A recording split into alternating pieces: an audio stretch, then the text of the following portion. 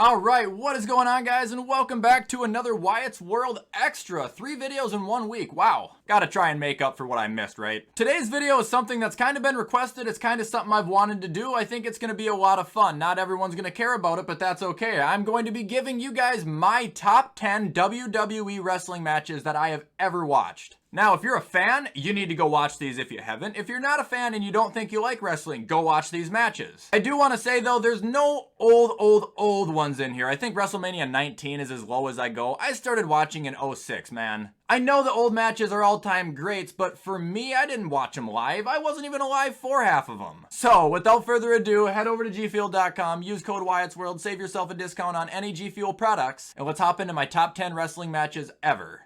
Alright, so starting off at number 10, at Battleground 2017, a 2 out of 3 falls match for the WWE Tag Team titles, we have the Usos versus the Wyatt family. Personally, I don't really like tag team matches whatsoever. I'm not with the gimmick. They're very predictable. You always know what's going to happen. However, this one was just crazy. There was no interference that I can remember. It was 2 out of 3 falls like I previously said, and the entire match you were on the edge of your seat. Not that anybody really even cared about the tag belts. That was kind of when they were in a dead state, personally, I think. But both teams captured a fall in it, making it a 1-1 count, and that last fall I thought was going to happen like 6 different times. It was finishers, sweet chin music, super kicks, you name it. The Usos ended up winning, and I even read a story that at the very end of it, Vince McMahon hugged both teams and said, "That's what I'm fucking talking about." First match on the card, probably without a doubt the best tag match I've ever seen. And coming in at number 9, this is a classic. It is near and dear to my heart. John Cena versus Edge, Unforgiven 2006 TLC match for the WWE title. If you watched wrestling in 06, 07, 08, this match is burned into your head. You have seen it so many times. It was iconic for about 6 years until they started upping the ante there. This was the end to what I think was the greatest rivalry in wrestling because it was my first big one. John Cena and Edge. These guys hated each other. They were showing up at each other's house, slapping each other's dads, throwing each other into fucking the Long Island Sound, showing up in their hotel rooms, beating each other up every week, flipping the title back and forth every other pay-per-view it felt like, until finally they had this one. This was the end, the grand finale, and it was Edge's match, the TLC. They beat the living shit out of each other. They both got knocked unconscious several times, and at the end, Edge got thrown off a ladder through 2 tables. Great wrestling match. I'll always love it. It'll always be in my top 10.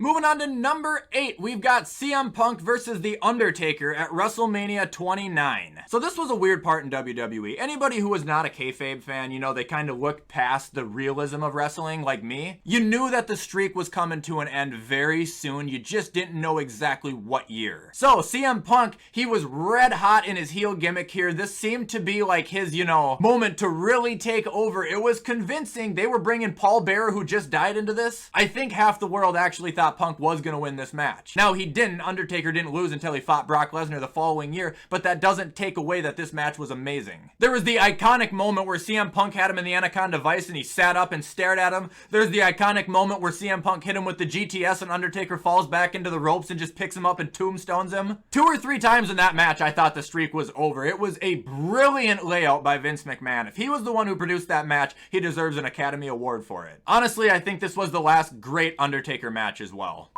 Moving on to number 7, we've got CM Punk versus Brock Lesnar at SummerSlam 2013. Kind of the same story of what's going on right now with Roman and Brock, but Paul Heyman, turned sides. He was with CM Punk, but then he switched over to Brock when he came back. Brock and Punk were fighting because they hated each other, I think because of Paul. It was Extreme Rules. It was brutal. There were chair shots. There was tables getting broken. But there's like a 3 to 4 minute segment of this match where CM Punk puts on the best showing of just who he was. He was reversing every move Lesnar threw at him. He was getting out of the ring and attacking Paul, doing elbow drops with a steel chair from the top rope. Tons of crazy fun spots in this match. And the crowd is what makes these things so great, and they were into it the entire time. I think it's one of the greater SummerSlam matches I've ever seen.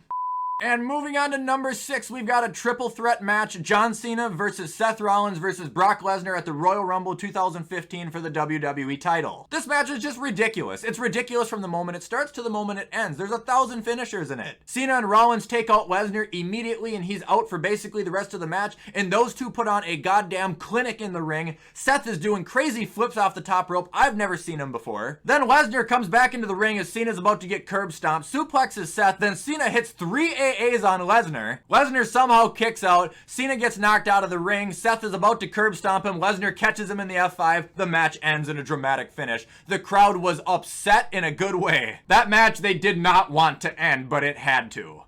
Moving on to match number 5, we've got Kurt Angle versus Brock Lesnar at WrestleMania 19. The oldest match on the list, but this was the first match that I ever went back and watched as a kid, and I was like, whoa. You had a legitimate Olympic wrestler going against a legitimate national champion collegiate wrestler. The technicality in this match was great. The finishing moves that happened probably every other second, it seemed like, were all great. But for me, what made the match, and everyone's gonna know what I'm gonna say here, was the end when Brock Lesnar went for the shooting star press. Halfway across the ring, missed Kurt Angle and broke his goddamn neck. Proceeded to then still finish the match and hit an F5 on Kurt Angle. After the match, they break kayfabe, they fucking hug in the ring. Everybody in the crowd knew it. Brock was down, he was down bad, but he still put on a show and finished it. People can say what they want about Brock Lesnar. He is the best in the world at being a tough son of a bitch.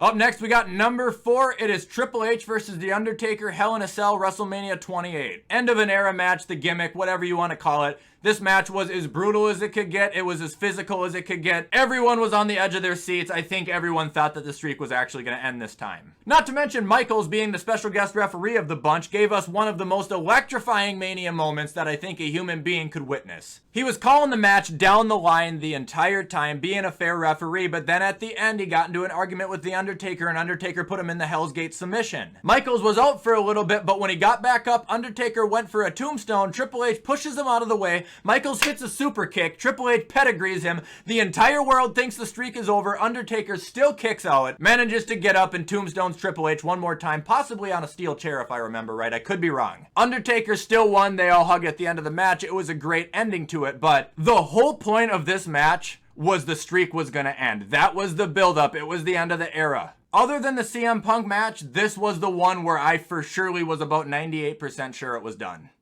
Alright, coming in at number 3, we've actually got a Monday Night Raw match. I watched this live. I will never forget it. John Cena versus CM Punk. Winner faces The Rock at WrestleMania 29. I was a kid, but I was on the edge of tears in this match. I was sitting on the edge of my chair because I wanted John Cena to win so fucking bad, and he could not beat CM Punk. This match also meant so much more to me because John Cena and The Rock fought the previous year. The Rock beat Cena, and I was rooting so hard for Cena. I wanted him to face The Rock one-on-one and beat his ass. So if CM Punk were to win, that wasn't going to happen, or it was going to be a triple threat match and still wasn't going to happen. Dude, there is power bombs, there's pile drivers. There's a moment where CM Punk throws Cena's head first right into a pole, and you think he's going to get counted out, and in 1 second he gets back in the ring. The end of it happens with the most uncharacteristic John Cena thing you'll ever see. It was really cool. He jumped up, hurricanranaed CM Punk into the corner, gave him an AA, ended the match. Cena won. Dude, I celebrated like the Buffalo Bills won the Super Bowl. Coming in at match number 2, we've got Michaels vs. Undertaker, WrestleMania 25. This is a 5-star match. Widely considered the greatest wrestling match of all time. I disagree by a small margin, but I'll get into it. Anyway, this match was special. I think it was the last time we got to see Undertaker do the big leap over the rope. It was the first time ever that I saw someone kick out of the tombstone pile driver. It was the first time I've ever seen someone kick out of multiple Sweet Chin musics. The story leading into it was so good. Shawn Michaels was just mocking The Undertaker every week. It was truly two of the best wrestlers ever going toe-to-toe in front of, what, 90,000 fucking people? This match killed WrestleMania 25 because it was right in the middle of the show and it took every ounce of energy out of that crowd and everyone was just dead for the remainder of it. That's how you know you did it right. And moving on to my number 1 favorite match I've ever seen, John Cena versus AJ Styles, Royal Rumble 2017. Cena captured his 16th World Championship here, tying Ric Flair, finally beating AJ Styles kind of in a CM Punk situation where he just couldn't defeat him. The thing about this match that makes it so special is it was like 40 minutes long and not for 1 second did they leave the ring. They stayed in the ring the entire fucking time. Dude, we had the Styles Clash, we had the phenomenal forearm, we had an AA, we had a super AA, we had the STF, we had a power bomb, we had a stunner, we had a fucking AA onto the knee that Styles did to John Cena. It was insane. And then the ending, which I'm certain John Cena just did it by himself because it was the coolest fucking thing ever. AJ was about to go for the forearm one final time and Cena gets up, hits him with an AA, grabs him, does a somersault, stands back up, AAs him again for the second time, pins him 1, 2, 3, and it's over. Best shit ever. Alright guys, and that is going to be all for my top 10 WWE matches of all time. I hope you guys enjoyed this video. If you did, you already know what to do. Comment, like, subscribe. I do my best to post on this channel as often as I can. With all that shit being said though, I'm going to hop off and get this stuff edited so you can watch it on time. I hope you all have a fantastic rest of your weekend, and as always, I will see you in the next video.